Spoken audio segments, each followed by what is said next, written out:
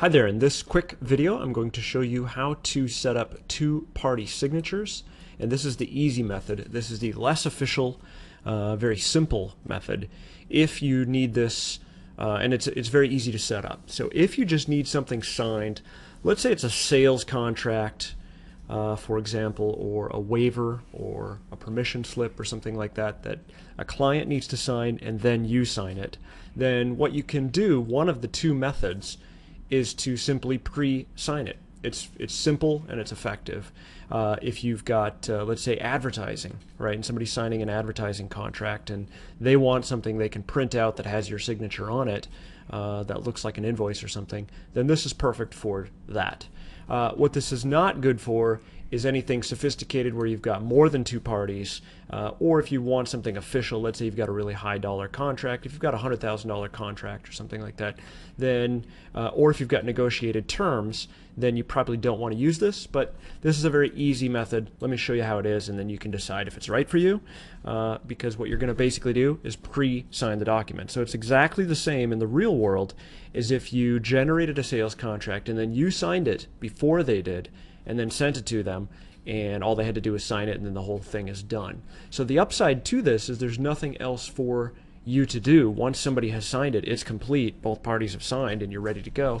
And in short, what you're doing is basically putting your terms into the document and then your signature, right? So I think you get the idea. So let me show you how to do it. And basically what we're going to do is just embed images in this. So right now our method of embedding images is very shall we say, suboptimal. We've got a system, we've got a complete file storage system. So for this video, as of summer 2018, August 2018, I'm going to embed the images from my WordPress site for temporarily. We are definitely going to very soon and deal with embedding images right within here, this whole system, just like similar to how WordPress does it, but that's not yet built, and there's some security concerns over file access and stuff like that. That's why it's not yet done. So let's get started. So what I'm going to do is first generate a signature image. So the way I'm going to do that is actually just go here, just going to drop in an image. I'm going to make it large. That way I generate a nice large image. And I notice it says size equals large. Just go down here, save, preview, and we'll just call this John Doe. My messy signature doesn't really matter. Next, I'm going to just take any screen capture tool. In this case, I'm using Jing, and I'm just taking a screen capture of that exactly. Like, it's literally that crude and simple, but it does the trick. I'm going to save this image to my desktop. I'm going to then add it to my WordPress. This is a junk site that I use for testing and whatever. Once it's there, I go here. I'm going to actually get the full URL to it. Then I'm going to go back here to the actual document, and let's actually set this up. So what we can do is change this to medium. That's where I'm going to want the client to sign. So I'll change that to medium. Large is a little, for my taste, a little too large. And let's change this. So let's pull this text out. That's two-party signature. We both like sharks. Do you also like fish? And then at the bottom, let's say something like, okay, what I've done is I've modified this a little bit and just cleaned it up a little bit. So now it's an agreement between two people, right? And it just says, so long and thanks for all the fish. Little Hitchhiker's Guide to the Galaxy reference. I agree to these terms.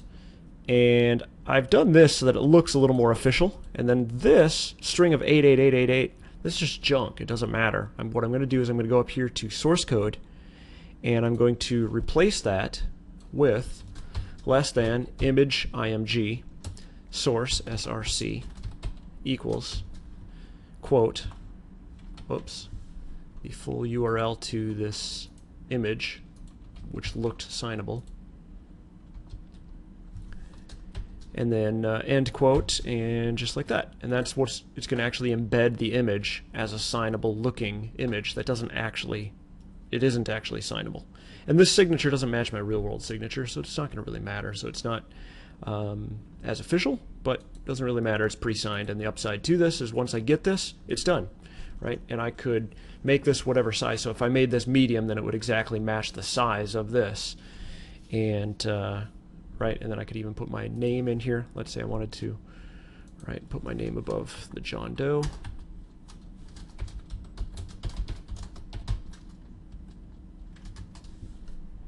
And I could put today's date, right, in there, using the date shortcodes. So where is that? Right over here. We got dates. We're going to organize this. It's getting a little cluttered and chaotic, so we'll put date long, and we'll change this to read only. So if you type read only on any field, it will not look editable, even if it's dynamic. And dynamic means you can fill it in via URL. So kind of a useful trick to send contracts to client with their name already defined. Also up here, an underused function of our system is this show hide. So if you look at this exact, you can look it up on the support. This is a little off topic, but it's worth noting. So notice that I changed the default. So this is the default text that comes with everything. I changed this from show to hide. I'll show you what that looks like. Anyway, hit save, hit preview.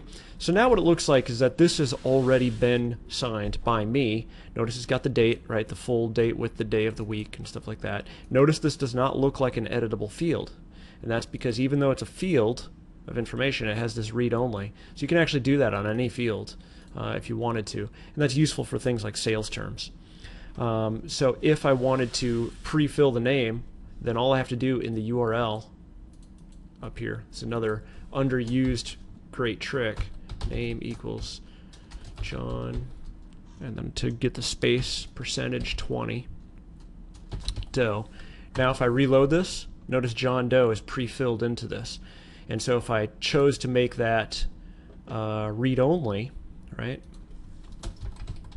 just like that, just by adding in read only into there, and then I just copy this URL so I don't, because I'm lazy and don't want to have to retype this end part.